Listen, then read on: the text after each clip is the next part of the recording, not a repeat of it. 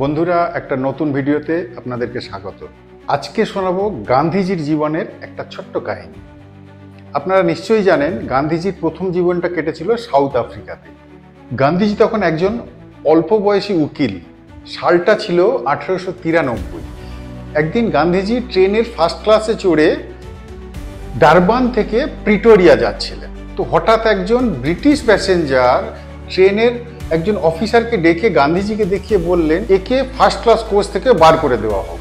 তো গান্ধীজি এটা শুনে হতচকিত হয়ে কারণ জানতে চাইলেন। ব্রিটিশ এতটাই বর্ণবিদ্বেষী ছিল, গান্ধীজিকে জবাব দেওয়া হলো, ট্রেনের ফার্স্ট ক্লাসে কালো চামড়াদের চড়ার কোনো অনুমতি নেই। শুনে গান্ধীজি রেগে গেলেন। গান্ধীজি প্রতিবাদ করা শুরু করলেন যে রেল বিভাগ যখন আমাকে ফার্স্ট ক্লাসের টিকিট দিয়েছে, আপনারা কি করে আমাকে ফার্স্ট ক্লাস কোচের বাইরে করে দেন?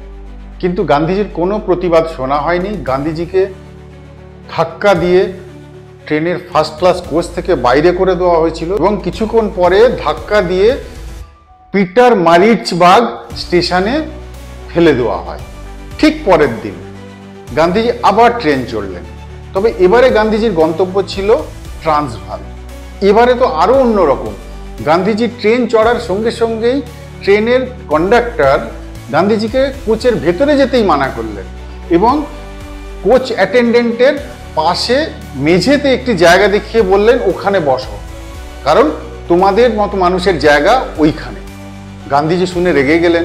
গান্ধীজি আবার বিরোধিতা করা শুরু করলেন, আবার প্রতিবাদ করা শুরু করলেন।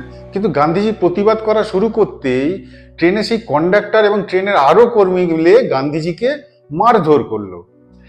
এই দুটো ঘটনা গান্ধীজির জীবন এবং গান্ধীজির চিন্তাধারাই পাল্টে দিল।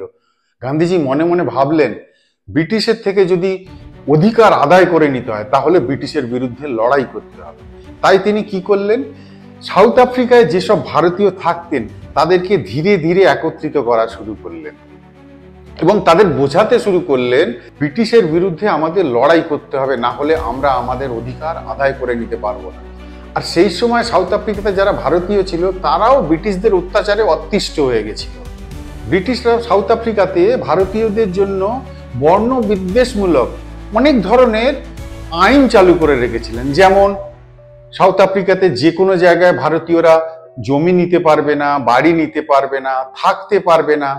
এমনকি যেসব জায়গায় ব্রিটিশ কলোনি ছিল সেই সব জায়গার ফুটপাত দিয়ে চলার জন্য ভারতীয়দের ব্রিটিশদের থেকে পারমিশন নিতে হতো। তখন গান্ধীজি এই ভারতীয়দের নিয়ে ব্রিটিশের বিরুদ্ধে আন্দোলন শুরু করলেন এবং ব্রিটিশদের বিরুদ্ধে এমন চাপ তৈরি করলেন, ব্রিটিশরা বাধ্য হয়ে রেলের এই নিয়ম পরিবর্তন করতে বাধ্য হলো।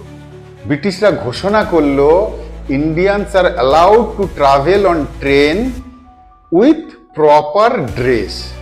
অর্থাৎ ভারতীয়দের ট্রেনে চড়ার অনুমতি দেওয়া হলো যদি তারা ঠিকঠাক জামা কাপড় পরে আসে। এটা ছিল গান্ধীজির একটা আংশিক জয়, আর এটাই ছিল গান্ধীজির জীবনের প্রথম আন্দোলন। আশা করি ভিডিওটি আপনাদের নিশ্চয়ই ভালো লাগলো। যদি ভিডিওটি ভালো লেগে থাকে চ্যানেলটি সাবস্ক্রাইব করবেন, ভিডিওটি লাইক করবেন এবং ভিডিওটি যত সম্ভব শেয়ার করে অন্যদের জানার সুযোগ করে দেবেন। নমস্কার।